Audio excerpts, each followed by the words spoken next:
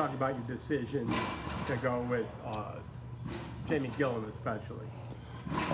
We thought he performed well. He kicked the ball well. We got total confidence that he's going to do the job. Is there just too much potential within Freddie? I mean, I know we talked about he seems like he's a little raw still, but it just has so much. Yeah, I mean, the upside is tremendous on him. I think you saw that during the course of the thing. Now we're just working on consistency on an everyday thing. But we think he can get there. That's why he's here. How much of Jamie Gillan's holding was part of your guys' discussion when you were deciding? Because he had never done it. We talked to you about it before. But Seibert said he got a lot better. What went into that for you guys? Well, I think just the sense that we feel like he can continue to get better at it. He got better when he started in the spring. He had never held before in his life. So of course there's a fast learning curve, and then as you go on, there has to be a continual upswing of getting better at that area of it, because that's definitely part of it. How much did his athleticism play into it? He's a little more athletic than most punters. Yeah, I mean, his tackling may have factored in a little bit, but not really. Just hopefully he doesn't have to make too many tackles. Speed? Anytime you have an athletic guy back there that can overcome some adversity within the play, it's a bonus. So,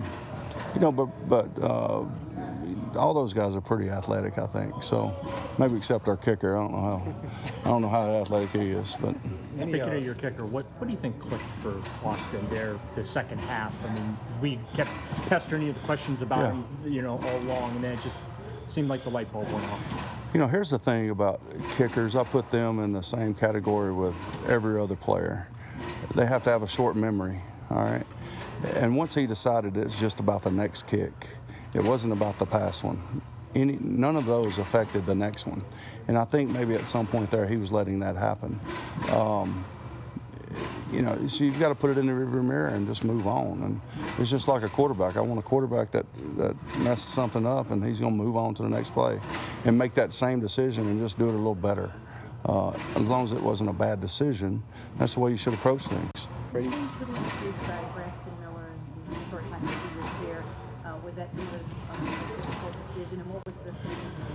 Well, I think when you start, Braxton's not here anymore, so I don't want to spend a lot of time on it, but Braxton's got a future in the game. I mean, he's a good player.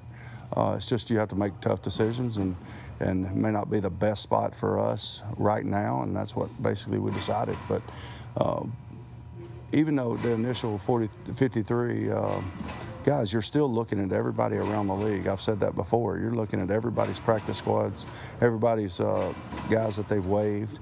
And, we were fortunate enough to get two pretty good players, we think, off waivers. All right, do you believe him when he was talking about, first of all, I believe everything he says until something comes up that I shouldn't believe in him. Do you believe when he said, we're not in the business of giving up good players, and they traded Duke Johnson about 3 weeks later? That, and did he seem as confident as he should have in his kicker, Seibert?